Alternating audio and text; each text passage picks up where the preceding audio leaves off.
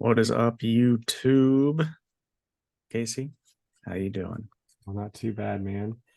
Anything you want to talk about? Because I got a couple little things I was gonna mention. Yeah, I've got a story about a doucher at the shop if you want to hear about it. What's always? Okay.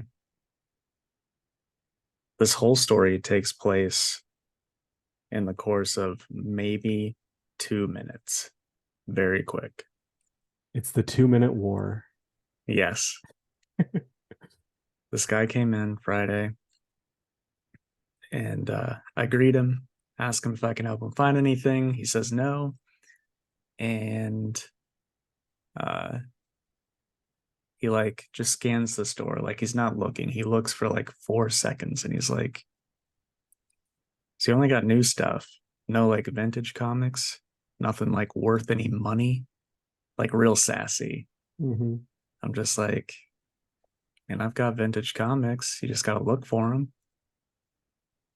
And as I'm saying, what are you looking for, he cuts me off and he's like, Superman, Superman, Superman comics, just like that, Yeah, like a total fucking asshole. And I'm like, yeah, I've got Superman comics. And he does a lap around the store and then just leaves. Doesn't look at the Superman comics. yeah. I'm just like, and there was a lady in there too. Like we both just kind of look at each other. Like she gives me the same looks. I'm like, okay, at least I'm not fucking crazy. This guy's just an asshole. Um, but that's it. That's what happened. That's weird. Yeah, What a, what a weirdo. I know. And I've got like a few pretty good sized stacks of like Silver Age Superman up on my wall, but I Yeah. wasn't about to be like, oh, sir, before you go, like, Hmm. fuck him. Does is there like kind of like a like because I don't know, I don't ever hear you talk about like getting excited about getting like Silver Age Superman, or it's usually like with the DC stuff, it's like you'd prefer Golden, and then Marvel, you always get excited for the Silver Age stuff, though. I mean, I get excited because it sells quick. I would be more excited for DC stuff. I just don't get it that often. I gotcha. Okay. People either don't have it or don't want to sell it. Um, but also, I genuinely think that less Silver HDC was printed than Marvel. I mean, Yeah. you really, if you're looking, you can find Silver Age Marvel anywhere. Yeah. Um, I don't know. It's weird. It's really weird. But like apart from key issues, I feel like Silver Age Superman isn't like crazy money. Like there's definitely issues that are like 20, 30 plus. Um, but I mean, in the Silver Age, Superman had already been around for so long, right? Yeah, And at that exactly. point, it's all like, when Superman was a baby and he knocked out Pa Kent, you know what I mean? Like it's all just Hmm. fucking bonkers. Is it a dream type issues? Nine So times out of 10, it is. yeah. It's just I don't know. It's crazy stuff, crazy stuff. But yeah, that's my fun story. What do you got? Okay, so I got some new work boots recently. Got some Wolverines. They were on sale. And did you know, this is just like, are you in the market for new work boots? Probably not. Well, weirdest collab I can think of, in my like personal opinion. Wolverine's got like this weird nerd collab. I've already written in the notes, so like you can see it and be unsurprised. But like you thinking, oh, Wolverine nerd collab. Let's just obviously have them be with Wolverine, the Marvel character. They're like, no, okay, Pa Kent. Do a farm boot with Pa Kent. Like, nah, let's go Halo. It's Yeah. like, okay, I guess. I remember when Halo posted that collaboration, and I'm not gonna lie, I think the green ones are cool. I think some of them are really like good to find. It's just crazy. that they collab for this. It's just like, our target demographic are those hardworking Halo players. Yeah. Yeah, I don't know. I don't know what dictates a collaboration like that, Yeah. honestly. Just the CEO of Wolverine was like, I just gotta get closer to my kid. He's he's Maybe, 38 maybe. and just plays Halo all day. Maybe if I get these boots, he'll want to go to work with me. Right. And then the other thing is me and Bree were watching Family Feud, and I had the idea. Well, who would be on our team? Like when we become, once we hit the million mark, and Steve Harvey gives us the old ring, and he's like, "Hello, you guys want to be on Family Feud? Show me yes." And then we're like, "Yeah, Steve, who would be our team?" And it can't be against the Testing Room Boys because that's who we're playing against. Okay. Um,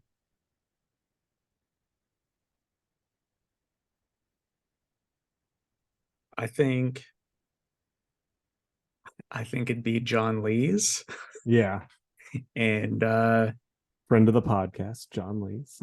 and also our first guest ever, Drew, Yeah, who helps out at my shop. I think with the comic knowledge of the four of us, we'd be unstoppable. yeah, and then well, it's 5 people, Oh, so it's five. I thought it was yeah, so four. I think the anchor would be Brielle because she's been on at least like one half episodes, and she's on in the background. That's true. She did the very fun one time sequence, judge a book by its cover. Yeah, and then now and she's like, okay, that first one was free. Now you have to pay me. And you're like, oof, I can't afford your rates. I know, right? Yeah, no, I think that's a solid team. Testing room's going down. They are because I'm their best guest, and they're not going to have me. I just can't wait for the questions to be like, who's the most fuckable Avenger? Where we say one, Steve's just like Thor. Oh, show me Thor, and it's number one. He's like, Yeah, and it would go to the testing room boys, and Preston would be like, Tigra. Tigra. Yeah, I almost said Wolfsbane, but she wasn't on the Avengers. Yeah. But hey, Tiger would still probably make the list. So, I mean, she's better than Thor. all right, Mad Lib time. Let's do it.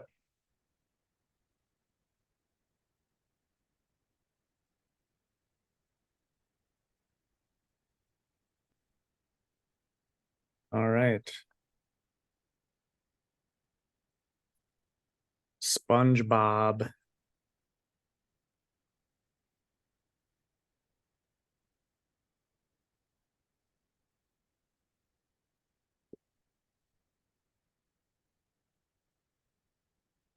The title is Bikini Bottom. Color. How long have you been doing that? You're like Mad Lib time.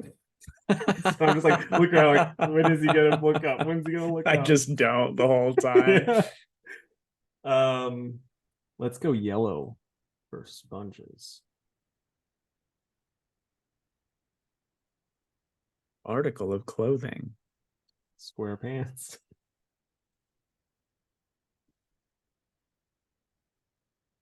That is very tame compared to what I thought you might say. Animal. Squirrel.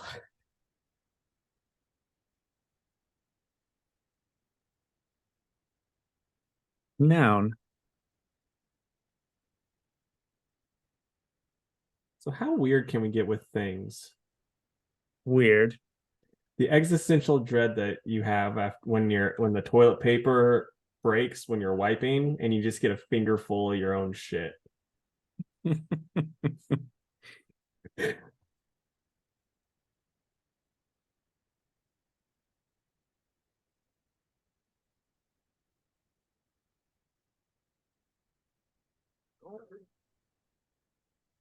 A place. Jake's arms.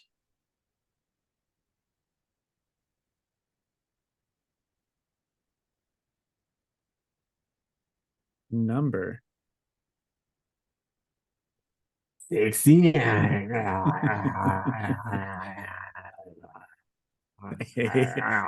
Okay, thank you. A plural noun. um hmm. Pineapples.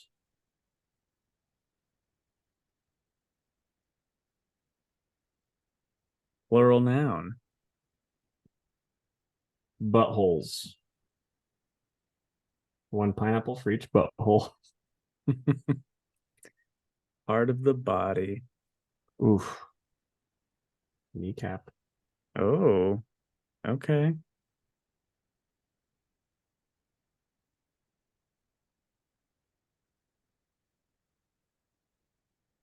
Person. Um, Mr. Poland, our old assistant principal.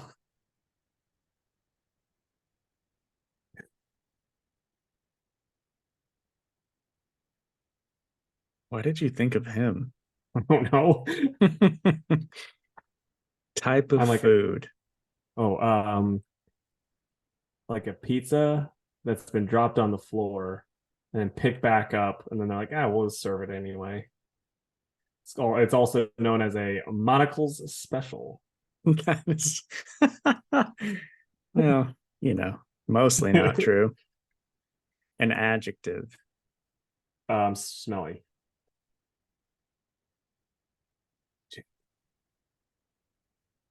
Verb. Huh? Godzilla wants to play too. Fine. Destroy. Oh gosh. Zilla. Did you have like some sugar before you jumped on this? No, I had 2 hours of sleep, so it's uh, one of them days. a silly word. Cubicle. I should have said cooter. Noun. Cooter.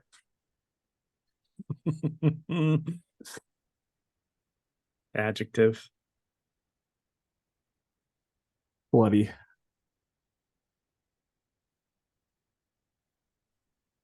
Noun. Crab.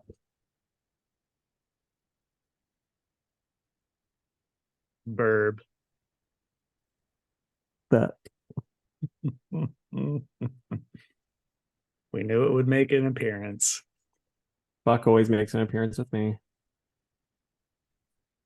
Bikini bottom.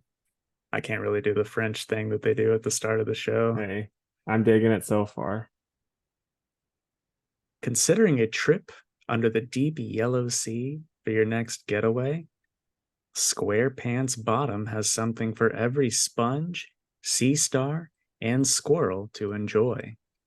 Here are the must-see sights for your next vacation. Goo Lagoon, an existential dread poo-finger-drenched beach at the bottom of Jake's arms.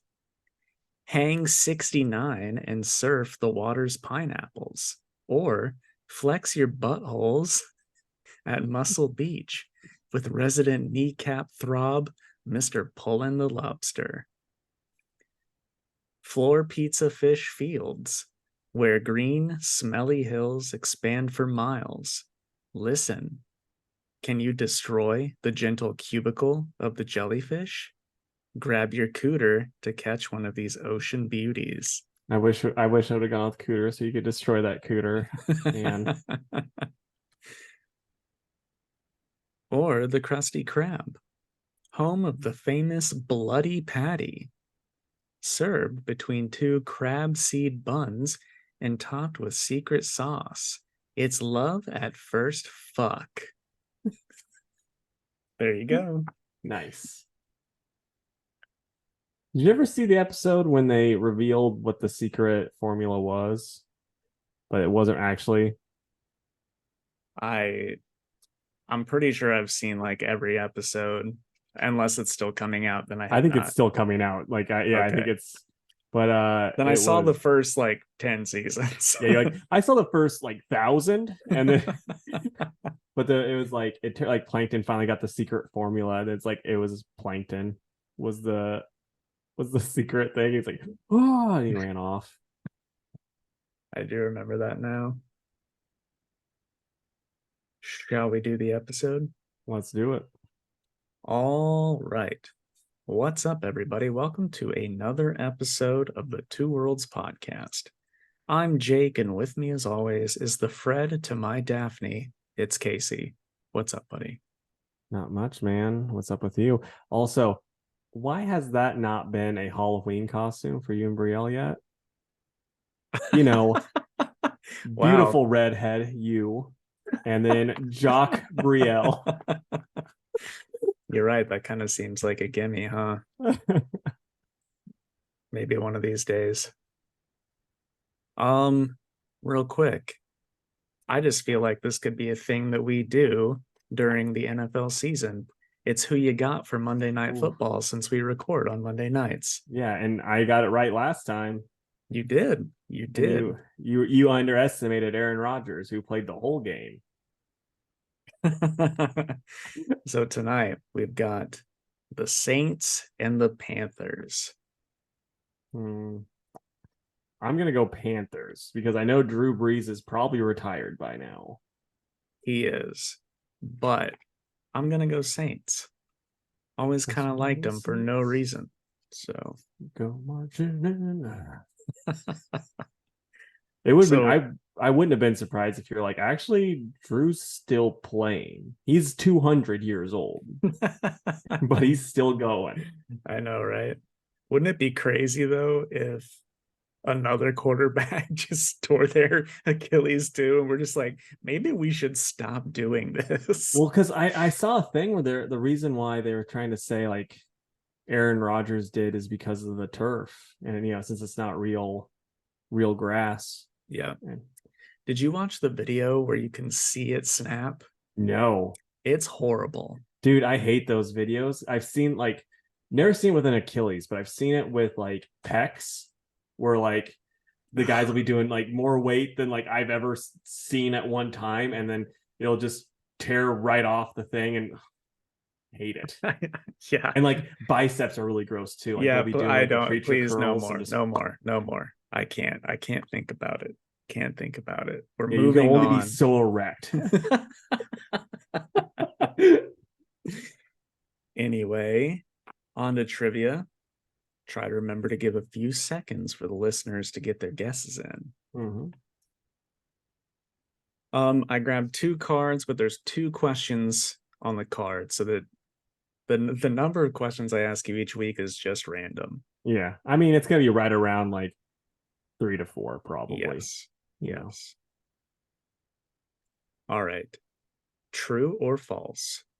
Demonic motorcycle riding hero Ghostrider first appeared in a 1972 issue of Marvel Spotlight. True. It is true. I want that issue, but boy, can I not afford it. I know. I had one. I sold it for a lot of money. Can you tell me the issue number? Was it like 3? It was 5. Okay, that was my second guess. At least I joke. think so. I better look that up now. Well, I mean, 5 was, like I said, my second guess, so I'm betting you're right. Yeah, it's 5. It is a extremely cool cover.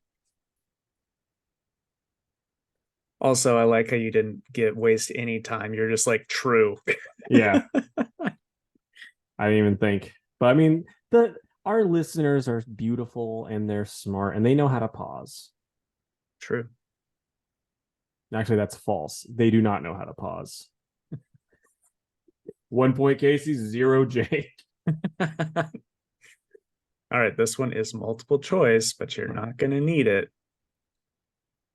What is the profession of Jennifer Walters, aka the She-Hulk?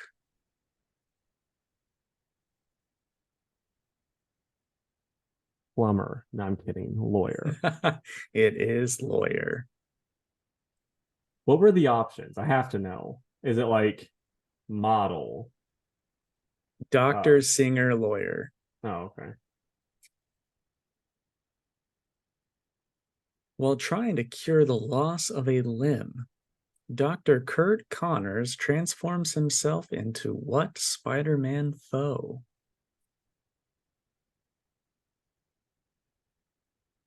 The lizard. It is the lizard. That would have been a cool one for the Sam Raimi verse. I agree. You know, even though the movie sucked, Reese Ifans was a good Kurt Connors. Yeah, he did fine, and it was pretty neat. It was, and like, movie as a whole didn't suck. It's just Andrew Garfield had such a shitty Spider-Man to work with. Like, it was just like, we're gonna give him a skateboard, make him really cool. Like, you don't need to do that. Gonna make him 90s Spider-Man. Well, it's like, that's fine, but what's the point of like making him like the brooding cool teen, you know? Like, that's never been Spider-Man. But anyway, like the Tony Hawk Spider-Man. I know, right? The emo kid at your high school. All right, final question, and I think the hardest, unless you just know this one. No multiple choice either. What villain does Pepper Potts defeat and then impersonate in order to infiltrate Hammer? Mask. Yeah, Madam Mask. I don't know what that's from, so. It is Matt Fraction's Iron Man. Ah, okay. I was like, okay, I know this because of that. Nice. Well, good job, Casey. You went 4 for 4. Who could stop me at trivia? Probably anybody. Give yourself 4 pats on the back, but no more than 4. Saving the last one. All right. Shall we get into the news? Let's get into your news. Yeah. I beat Casey to the punch on everything this week. Well, let me ask you this. Were any of these like on your radar? And then The I already Kite had Man them. one. Yeah. Yeah. Let's start with that because that's the one that I just care about the least, I think. The Harley Quinn animated series is getting a Kite Man spinoff. Do you think that's going to do well? No. Like, the reason why it's one of those things. It's like in my personal opinion, as someone who doesn't watch Harley Quinn, so take my opinion with nothing. But it's like, the reason why like a character like Kite Man would work in that show is because he isn't the main character. Like, he's the fun character you can have in the background. You don't have to have a whole show around. So this is done after one season, no questions asked. Yeah. All right. The next Avatar: The Last Airbender comic was announced, and it's going to be focused around Uncle Iroh and June the bounty hunter. She's the one that rode that cool like anteater looking beast. Mm-hmm. They had like really will they won't they vibes, and by that I mean Iroh wanted some of that and she did not seem too interested. Well, maybe this story changes. Maybe this is how Iroh gets a new son. Yep. But yeah, it sounded pretty neat. It's going to focus around Iroh's like trying to find some kind of like tea recipe or something like that, and I guess June ends up helping him, and shenanigans ensue. But I honestly think that could be a pretty cool story. Yeah, it's the one knock I'll have for this is like there's a lot in the Avatar universe that they didn't really tell us about in between the two things, and they're like, You know what you guys need? An Uncle Iroh tea story. Just a really, I know you've been wondering where he got his recipes from. Well, what do you want to learn about from that universe? I mean, I know they already did stuff with Zuko's mom, but just like more stuff because like the jumping first off, the jumping technology from Korra, from Avatar to Korra, it's like that's insane. So like some more stuff with like that shows more of that, or just anything really other than a fun one off. Like the T story just seems like a backup story. You know, like that would be like us getting, you know, that Power Girl story where it's like her just going through and trying to help people in their heads and making that a whole comic. Like that's never gonna work. Like how would they do that? But Well, it could, evolve into something crazier than just it that. very well could. And Iroh is the best character in Avatar. Yeah, yeah. And really most like except for one or two of them, most of these comics get made into like a nice big library edition hardback. So Yeah. I imagine that this is going to be, a little beefier than just let's go find some tea. Now, is this something that you wait for the hardback, or do you read the floppies of it? I had the floppies for like the first 12, and I've been meaning to switch them over, like convert, but I haven't. Also, I think they'll fit that shelf, but they're like pretty big hardcovers, so I need to make Yeah. sure they would fit before I commit to that because at this point there's like 7 of them. And I think 1 or 2 are out of print, so it's like, well, gosh, now do I even do it if I can't get the whole set? That is one nice thing about like the conventions though. You can usually get out of print stuff like that cheap That's true. That's if true. you just find it. I should do it. It's a lot better than 3 small trades. Mm-hmm. It's not so uh you know uh it doesn't take up as much space as like an omnibus. It's not like a hassle to lug and like plop down in your lap. So Yeah. okay.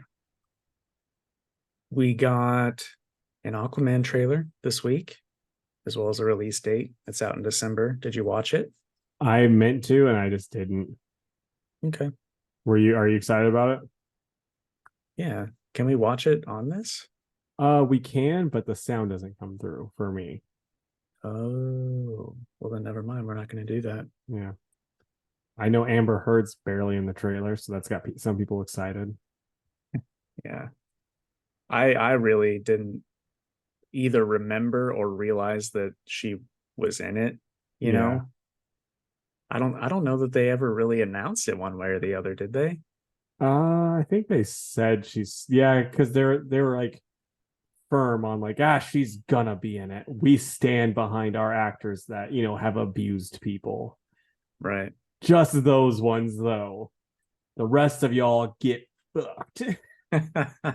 This is a weird stance, WB. Right. Yeah, Johnny was kicked off all of his billion-dollar making franchises and they keep her. Yep. um all right. Well, anyway, I thought it looked pretty fun, honestly. I think it's going to be every bit as good as the first one. Um some of the trench and like the sea creatures look pretty rad.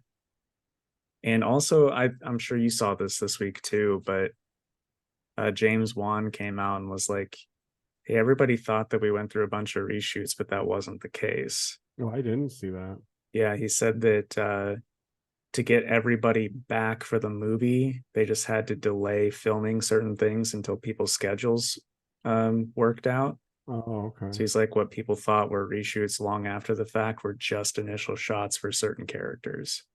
So, Yeah. I'm curious because I did hear like everything was saying that there were reshoots for like Ben Affleck because he had some scenes in it. And I think those might be cut now after the Flash happened.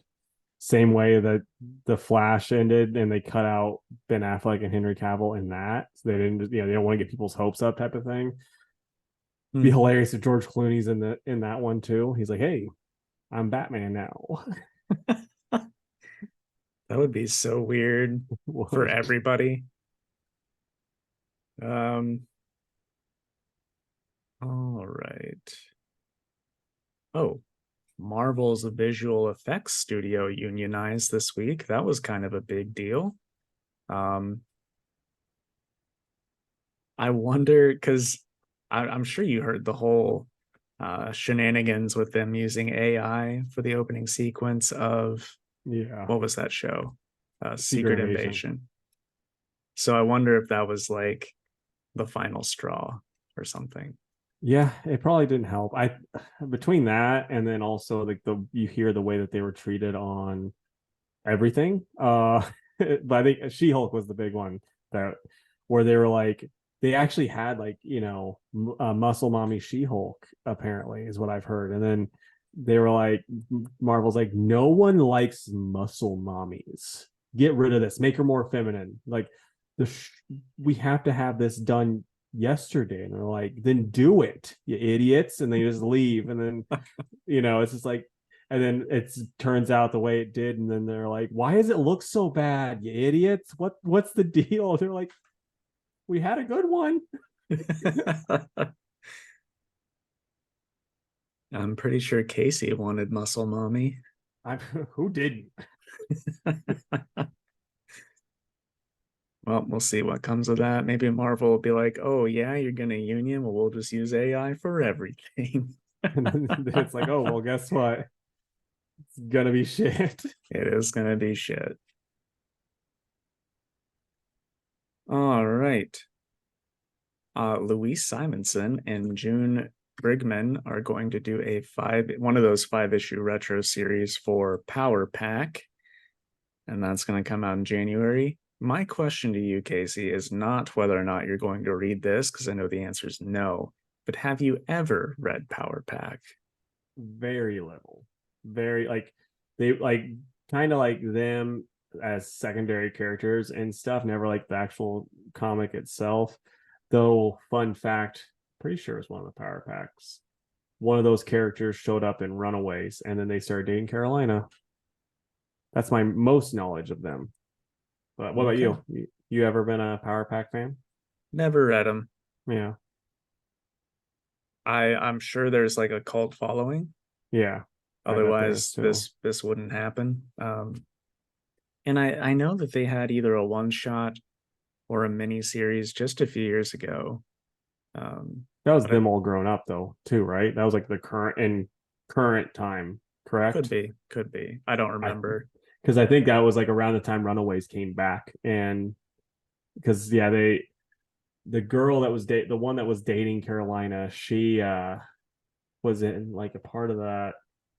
Oh, what was it? There was this group where it was like old teen superheroes that were like basically a support group for each other, that were like trying to stop the Runaways, from doing stuff. It had like Darkhawk, that Power Pack, and a few others. And it was just like, it's basically a who's who of who. And yeah, it was fun. I always think of that Snoop Dogg clip. You know which one I'm talking about? Where he goes, who? Yeah. Yeah. I love it. I just love how crazy his eyes get. Anyway. Speaking of Marvel Comics, after Moon Knight dies at the end of this current series, we're going to get Vengeance of Moon Knight. Because deaths especially mean nothing currently in Marvel.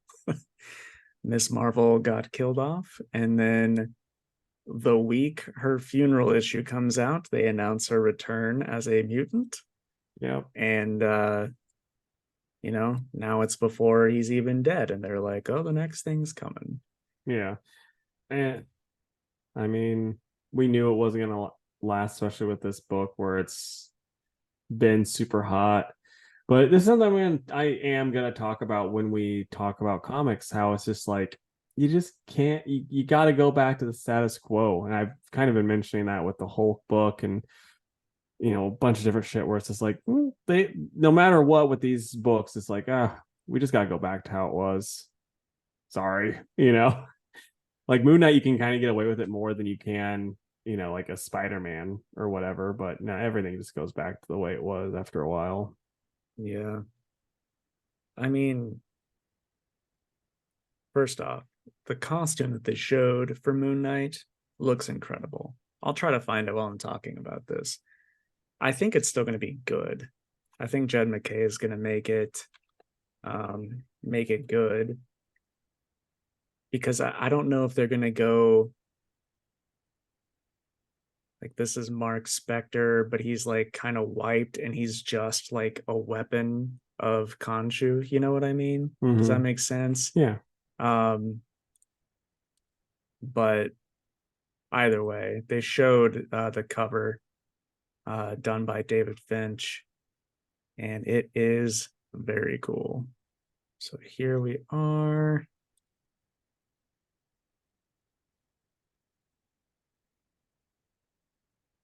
Oh, that is cool looking. Right? I love the half moon over the eyes. Cool weapons. The moon is upside down.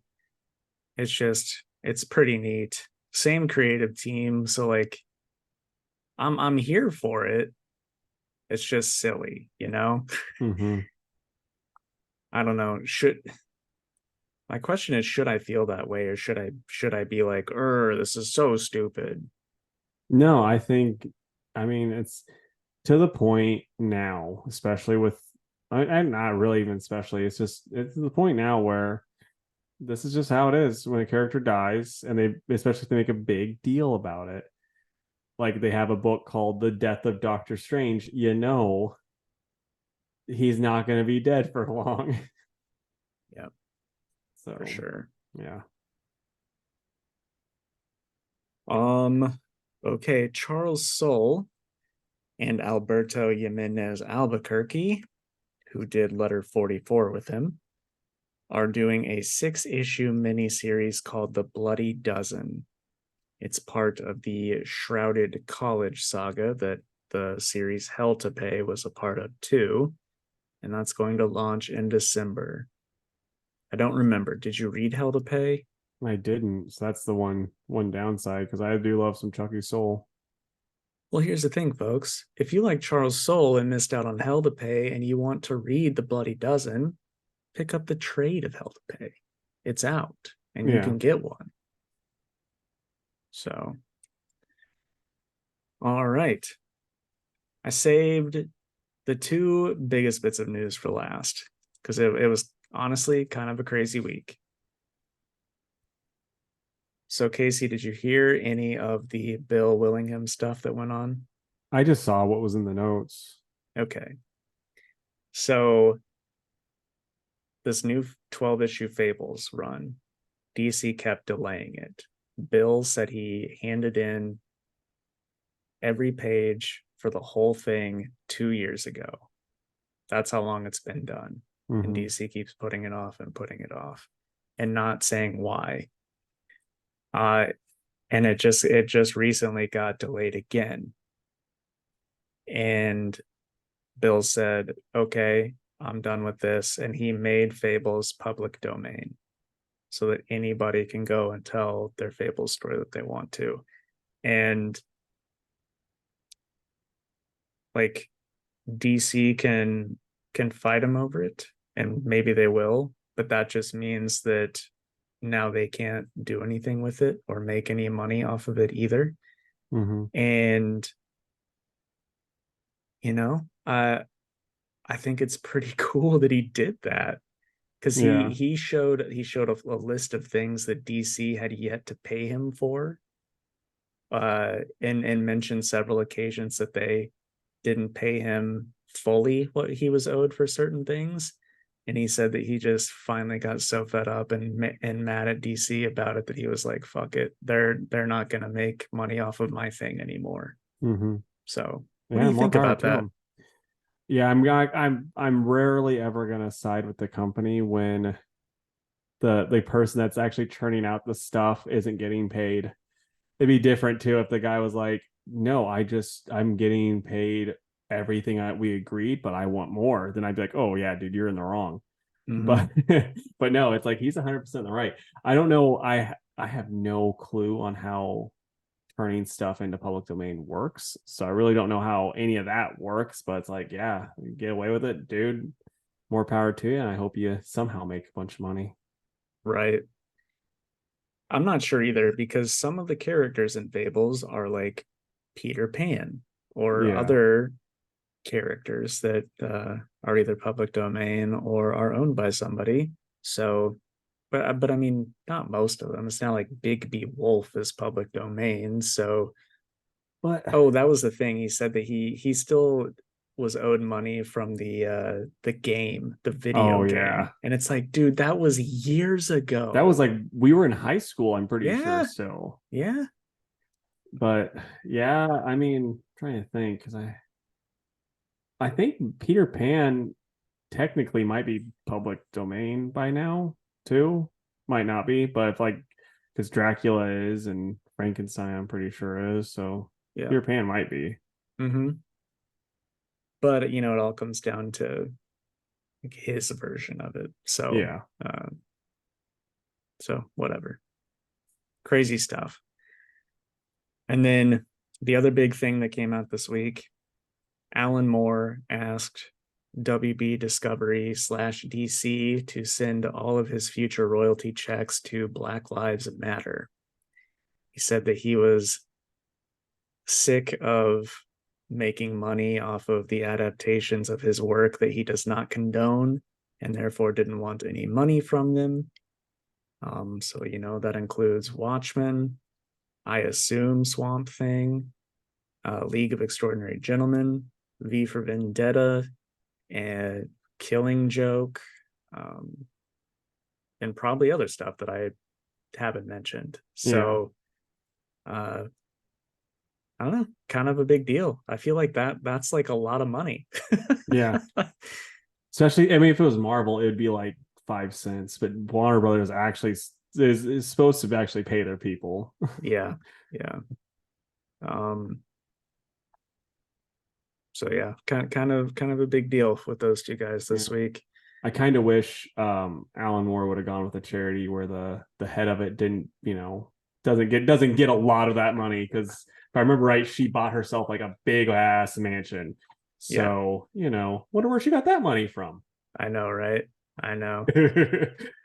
Kind of makes you wonder, don't it? Yeah. Uh, but anyway, But hey, it's I his think money. Do what he it is wants. it is his money.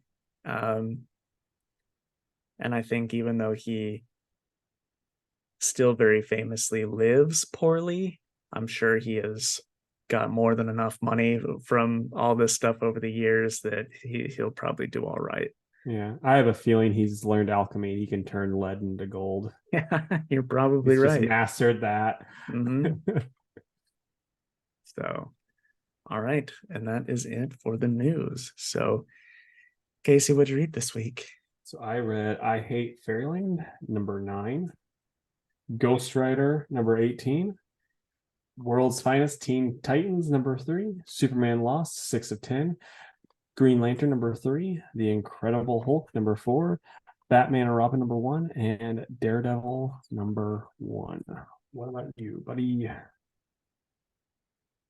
I read Sonic the Hedgehog number 64, Sonic's 900th Adventure one shot, Alligator Loki, Daredevil number 1, Batman and Robin number 1, Superman Lost number 6, World's Finest Teen Titans number 3, Werewolf by Night number 1, Bloodborne the Bleak Dominion number 1, and The Incredible Hulk number 4.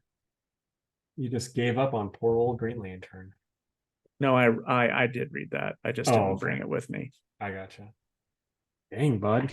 So yeah, you have a good bit more than me, so I'm gonna let you go first. Okay. Start off with Bloodborne, the Bleak Dominion. I'd like to show the creepy cover. That is cool. Very cool artwork.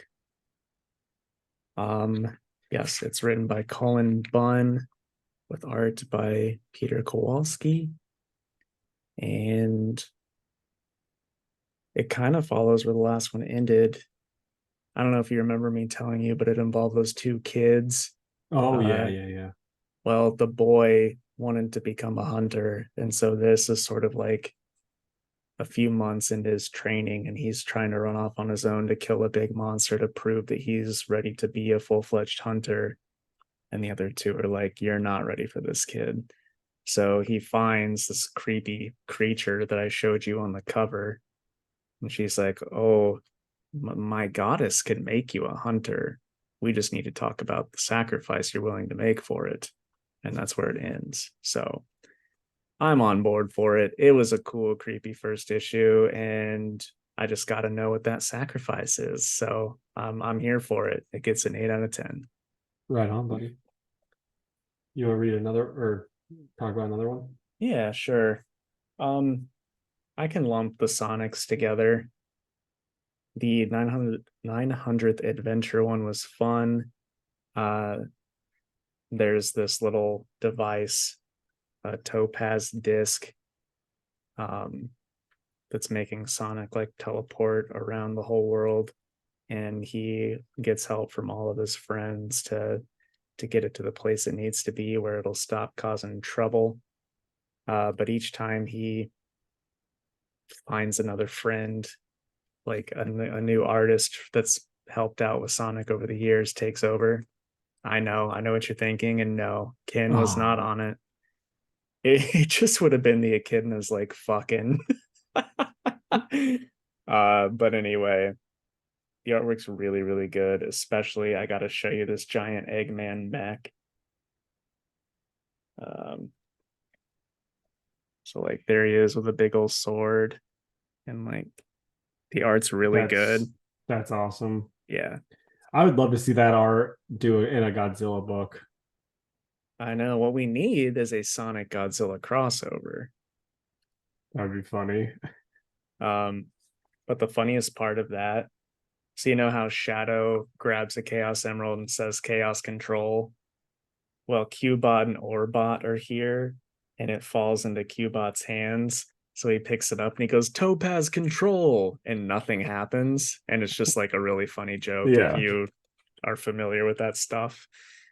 But anyway, at the end, Sonic gets it where it needs to be going. And, you know, the power of friendship got him there. So good stuff. And then with number 64, it's mostly a Silver and Blaze issue. Um, Good character moments there between Blaze and Silver. They kind of have little crushes on each other. And yeah, that's pretty much it, really. On the next one, they're going to continue to see what happens with this guy that infiltrated their friend group. So it's good stuff. It's Sonic. Who's Blaze? I know Silver. Is Blaze like that? Is like a purple cat thing? Yep. Yep. Okay. You know who All right. she is. I was going to find a picture, but you know what she looks like. Yeah. Because it's just like I stopped paying attention to most Sonic things around when Silver showed up. So a lot Sonic of 06. yeah, so a lot of that stuff it's a blind spot for me. I'll give the regular Sonic a 7, but the 900 I'll give an 8 because it was special. Right on. All right. So I hate Fairyland. Oh, who was your favorite artist that was in the Sonic one? Was it that one that you showed the picture of? Yes, it definitely was, and they deserve a shout out. So let me try to find that. Oh, it's going to be really tough. I think it's Aaron Hammerstrom, but I could be wrong. But yeah, Do you have that any of the books that he did? Probably. I mean, I'm sure I do, but it Yeah. almost has to be, stuff from before the IDW days. Oh, okay. But it's so good. All right. So I hate Fairyland number 9 by Scotty Young and Brett Bean. So you see grown up Duncan and that's like the little dragon kid from the original one. And he's just thinking about killing Gert, but then Gert's like, "Ah, no, we're gonna get you out of here," because she wants to get out too. And yeah, they're trying to figure out how, and then Gert gets turned into a real dragon, and they attack the witch that did it.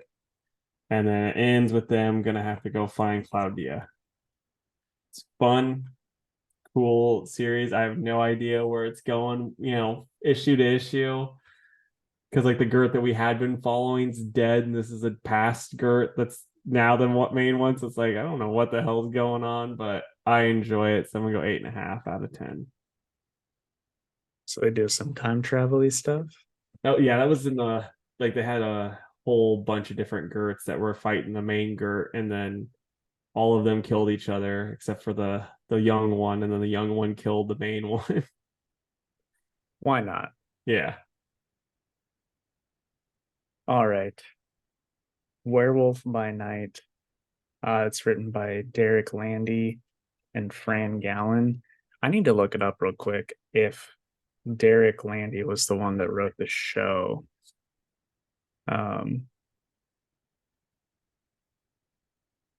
No, I don't think so.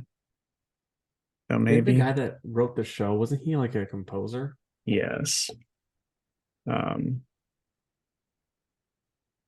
yeah, that was it's like Gail Garcia Bernal or something like that. I don't know. Anyway, uh I know Derek Landy's written like books or something like that, but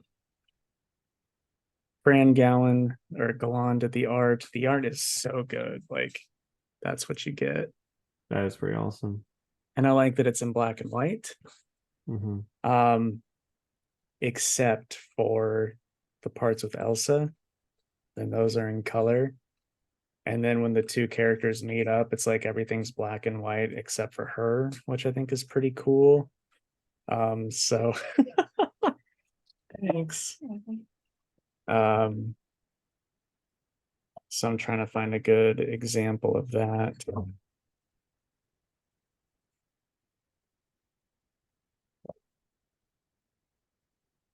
Oh, nice. Yeah.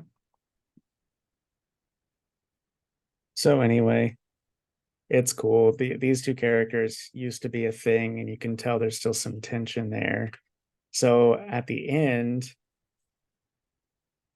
they're both thinking like Jack's like, I don't need to go away so soon. I could spend another night here with her.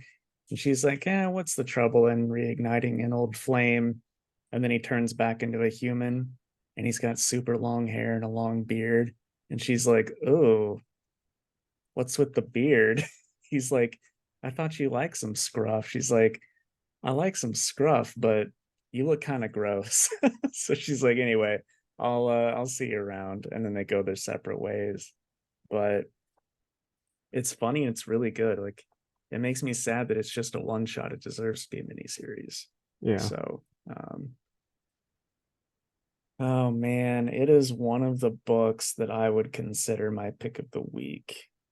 So I'm gonna give it a 10 out of 10. Nice, dude. I was really trying to fight the urge to make it a Red Rocket joke whenever they were gonna hang out. It's like that's all Elsa was thinking about. Mm-hmm. Okay, so my last one before our mute cheese, it's Ghostrider by Benjamin Percy and Carlos Nieto on the art. I'm gonna say this, dude. High school you would have been like, this is my bread and butter. Flaming skull guy on a motorbike? Check. Hot goth lady? Check.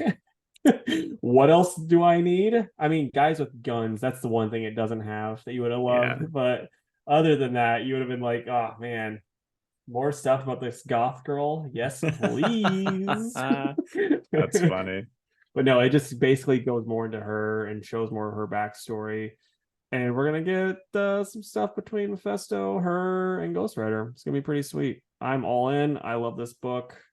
Benjamin Percy's just he knows how to write a fun book. So I'm gonna go another 8.5 out of 10. Nice. I think I've just got one more. Alligator Loki. It's written by Alyssa Wong. Trying to find. Okay, art is by Bob Quinn.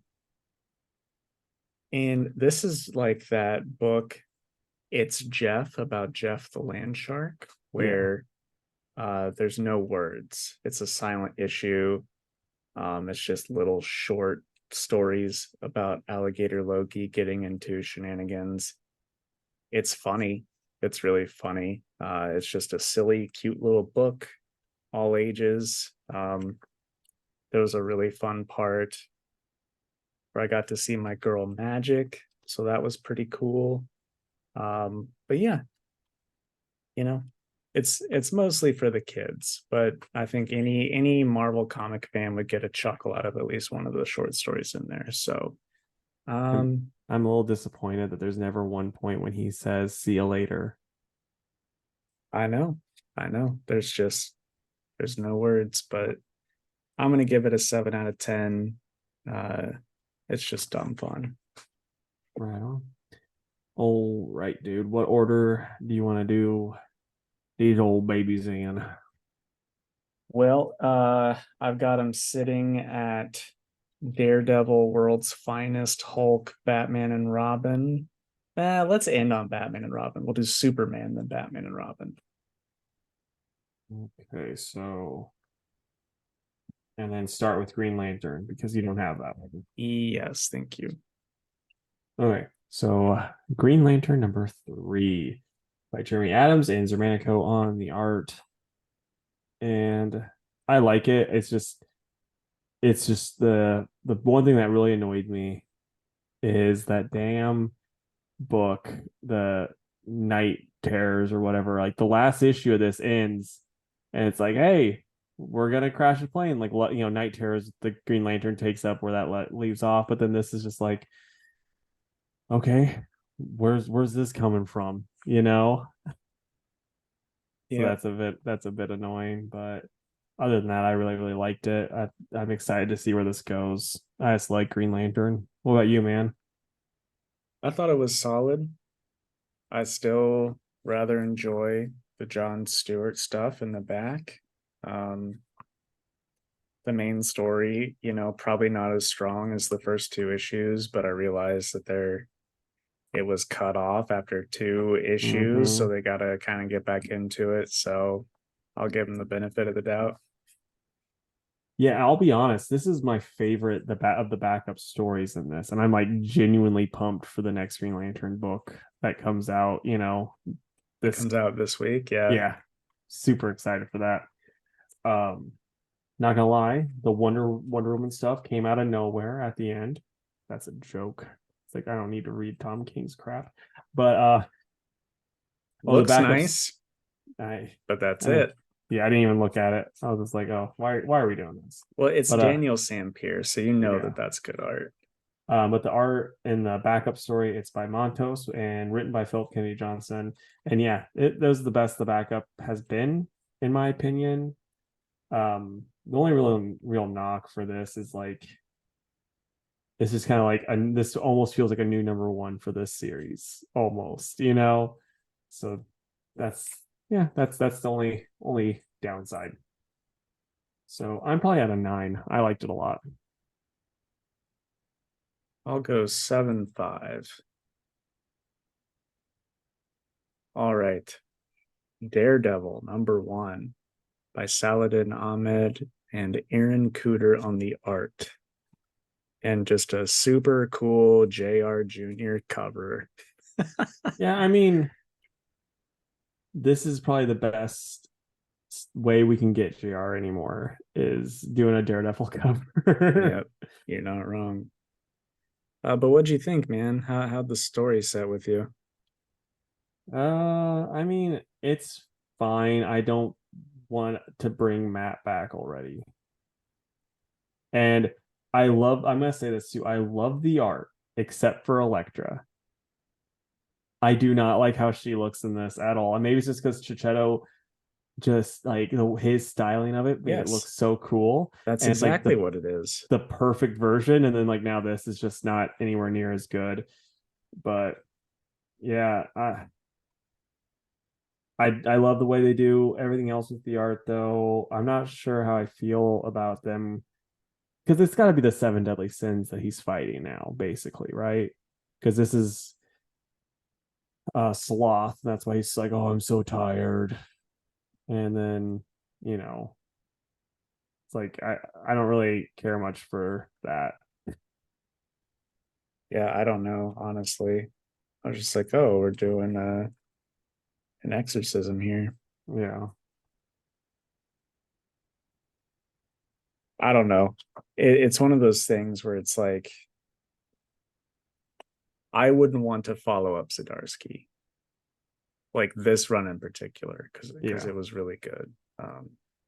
And I and I gotta think give it one more. If I'm not gripped by the next one, then I'll probably stop. But first issues are always kind of tough. yeah, it's like for me, I just would have stayed pretty far and away from Matt for like a good chunk of it. But it's like I was saying, they have to go back to the status quo. You can't let this, you can't let this guy stay gone for too long. It's like it And should have been an Electra book with her checking in on Matt. agreed. I definitely agree. It could have been like the strange book we got with Clea, Yep. give us 10 issues before he's back. But Yeah.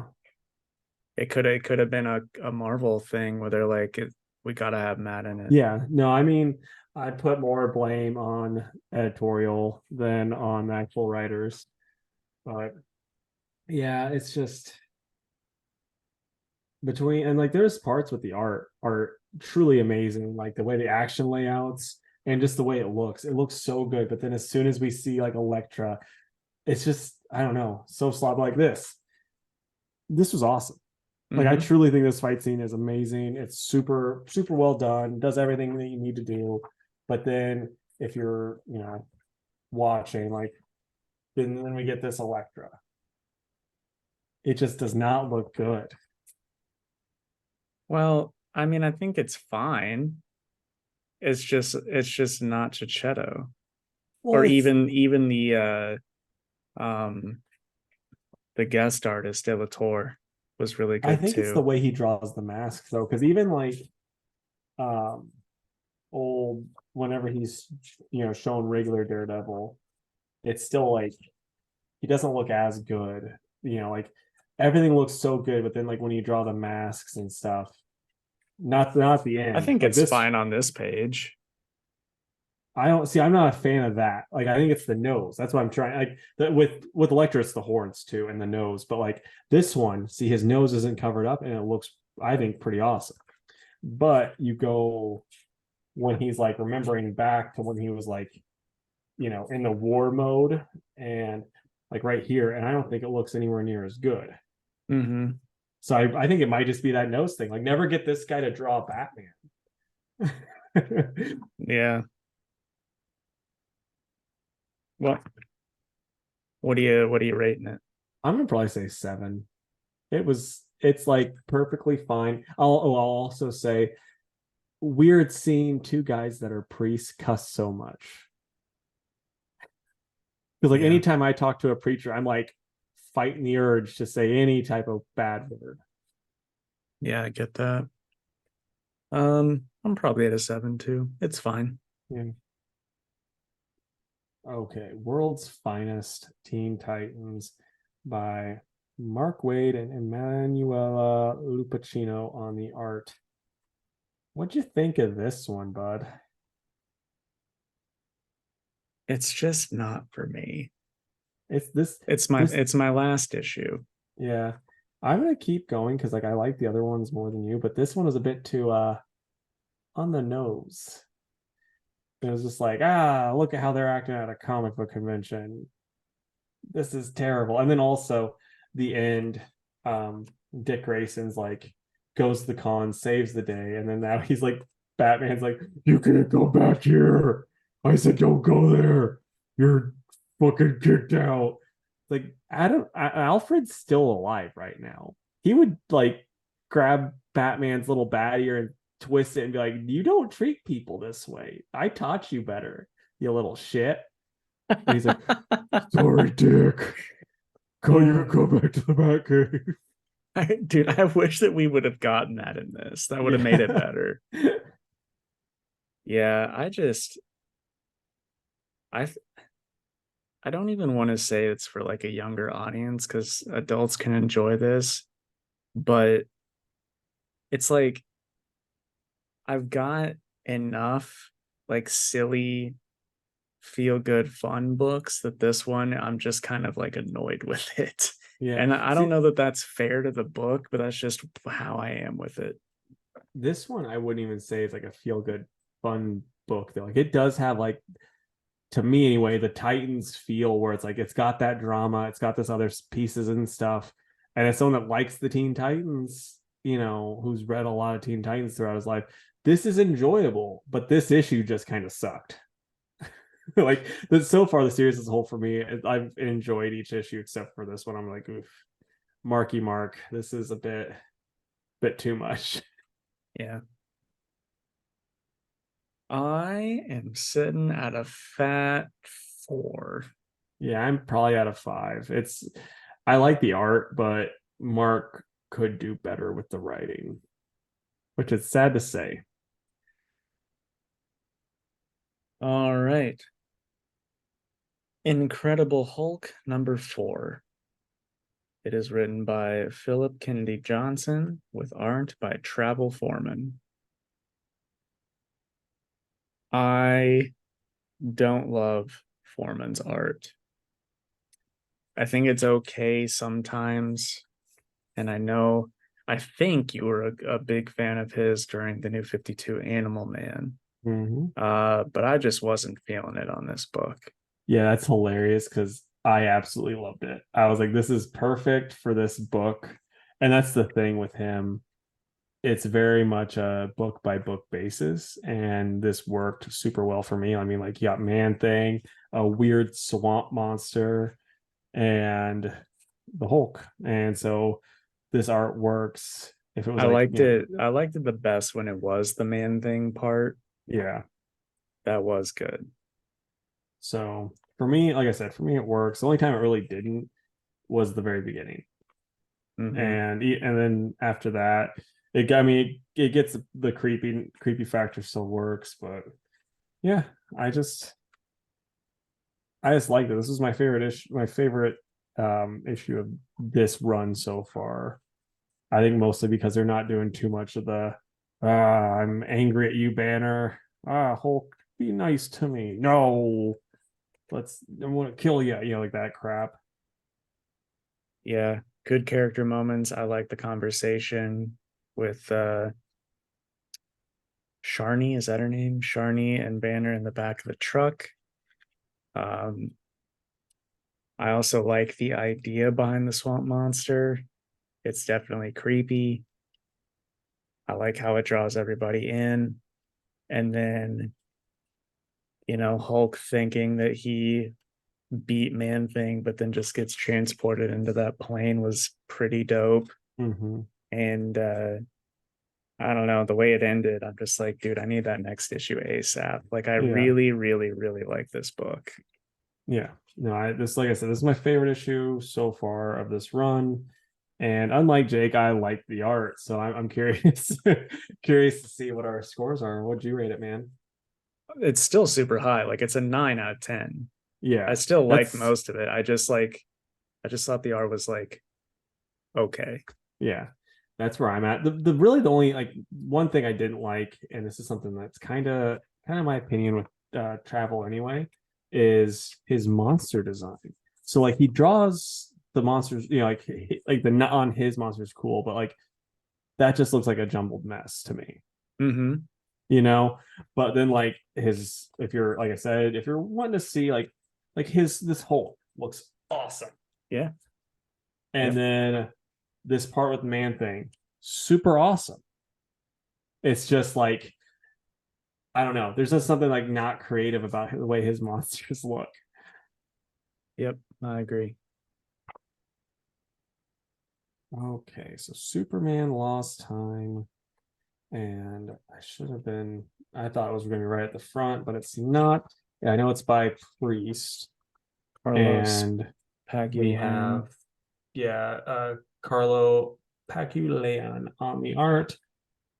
This was perfectly fine to me. What do you think? Yeah, it's all right. I feel like, and really, it's like that's the worst thing I can say about an issue in the series, that it's all right. Because it's like one issue I'll feel this way, and then the next one I think is really good. So this is the one that I thought was just okay. I just want to know where it's going, man.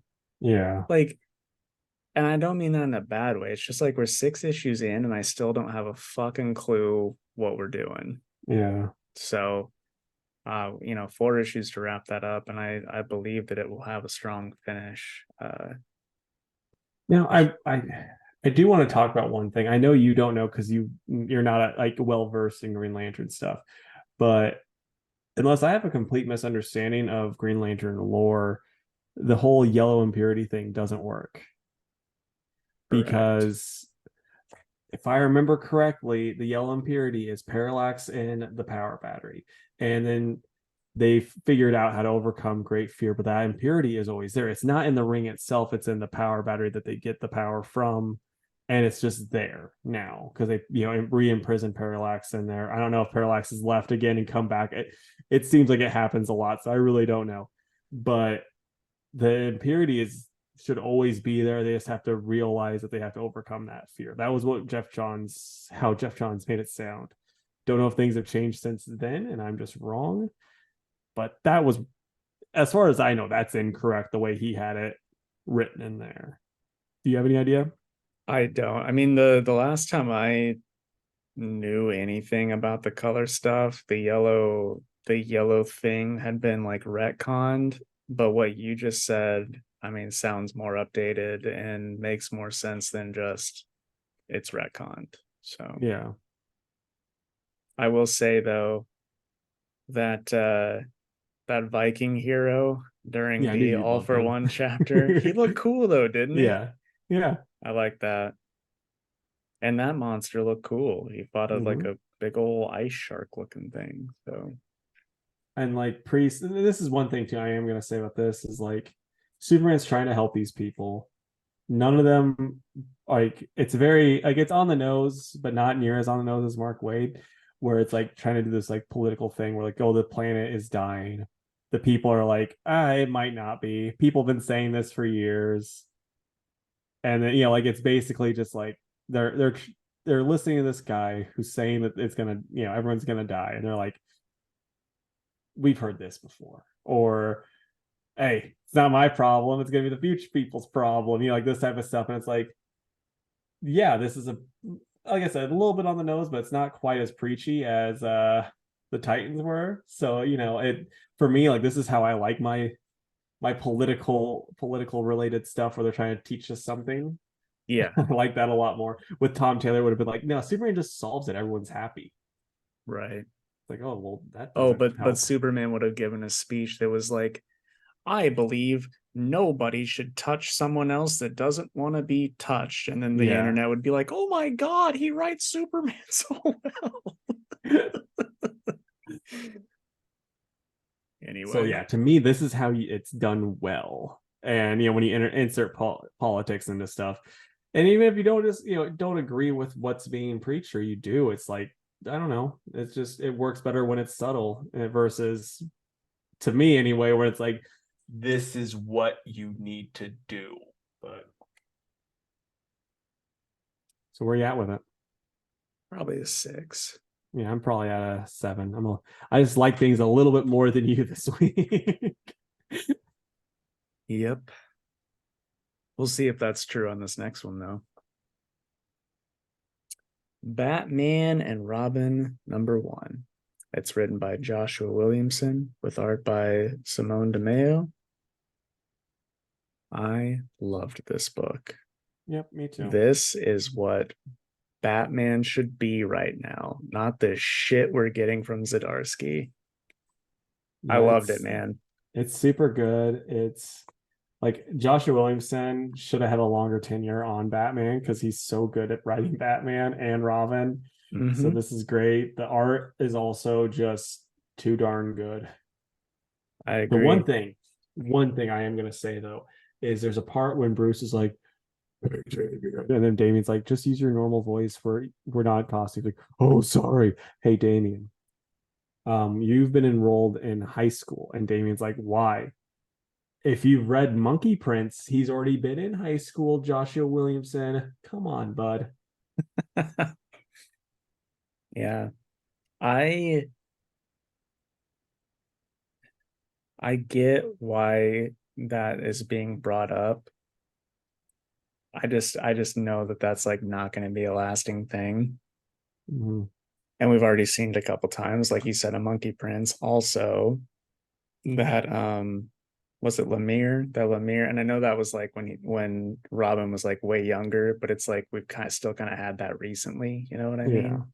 I still trust Williamson to write it well. Uh, Hmm. I don't know. Maybe more will be to it than just you know Damien's going to spend some time with these issues at school. But either way, I'm here for it. I do kind of like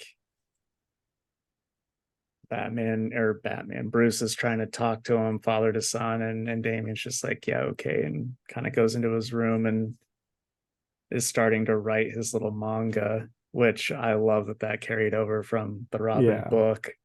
So also, I think it shows a healthy change for Damien. He's writing his feelings down, maybe not in a journal. He's putting it out through this manga, but I think that's kind of cool to see. Um, because that's something I don't think we've seen before from any of the Robins. So I don't think we ever had a Tim Drake or Dick be like, "Dear Diary, today Yeah. Bruce was a dick." Well, like in all fairness, like Dick Grayson's just like, yeah, I don't really, like it's stuff kind of brushed off him. And same with Tim. I mean, like up until like Tim's life was like, yeah, things are pretty good for Tim. Everything's coming up, Tim. Oh no, my girlfriend died. Oh no, my dad died. Oh no, my best friend who I'm secretly in love with died. Oh no, I hooked up with my best friend who I'm secretly in love with's girlfriend.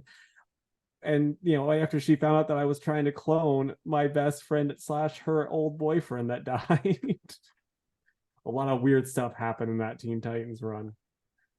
Yeah.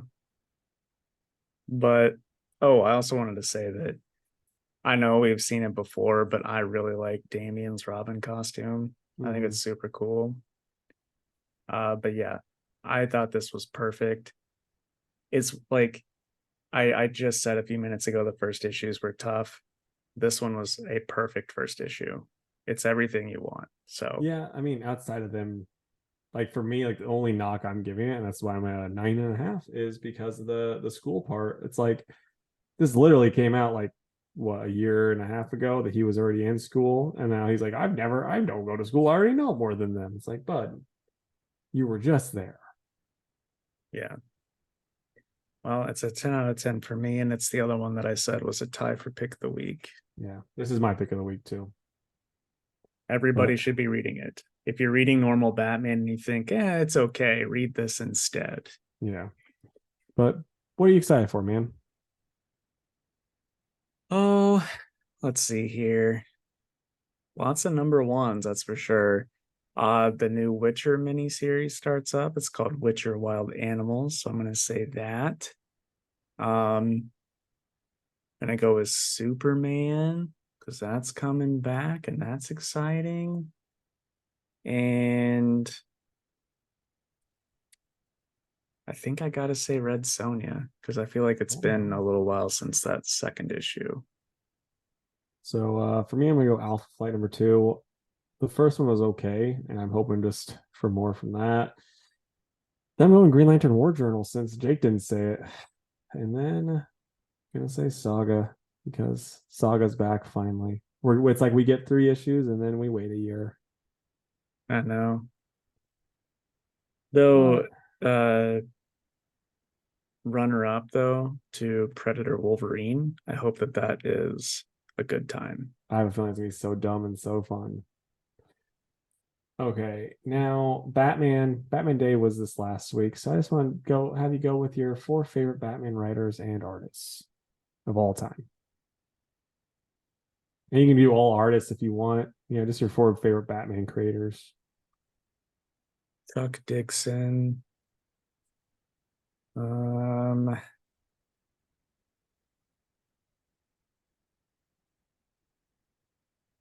Probably Tim Sale.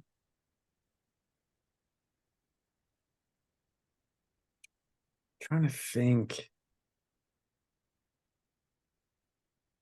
I really, really like Jim Aparo or Aparo, however you say that, his Batman. Thought that was one of the better Batman designs. And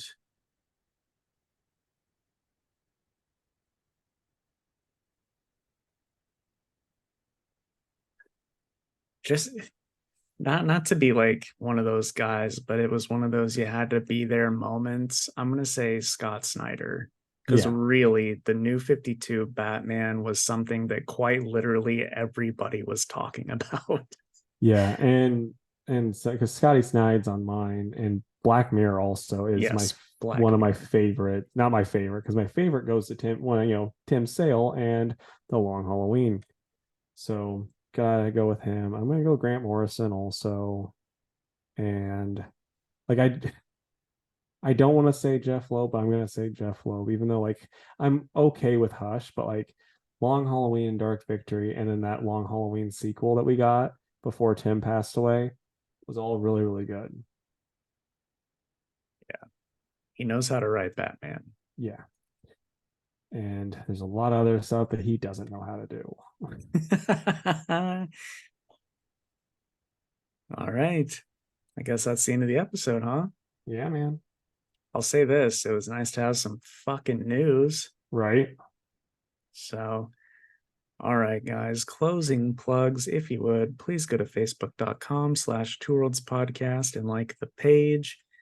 You can also follow us on Twitter or X, as Casey keeps correcting me, at two_worlds_PC, and on Instagram at Two Worlds Pod. You can email us at twoworldspodcast@gmail.com. And please go to our YouTube channel. It's Two Worlds Podcast on YouTube and subscribe to the channel. Tell us your favorite Batman creators. Please. Yeah. We Tell need us, the impressions. yeah, tell us about what you thought about Daredevil. Do you like Travel Foreman's art? Yeah. Do Or you like the Mad Libs? or if you read Batman and Robin, let us know what you think. Because we want to know. We liked Yeah. it. Let's talk about it. But anyway, we'd love to stay in chat, but we have to go look for a ghost in that closet over there. So we'll catch you later. Bye, guys. Yeah. Like I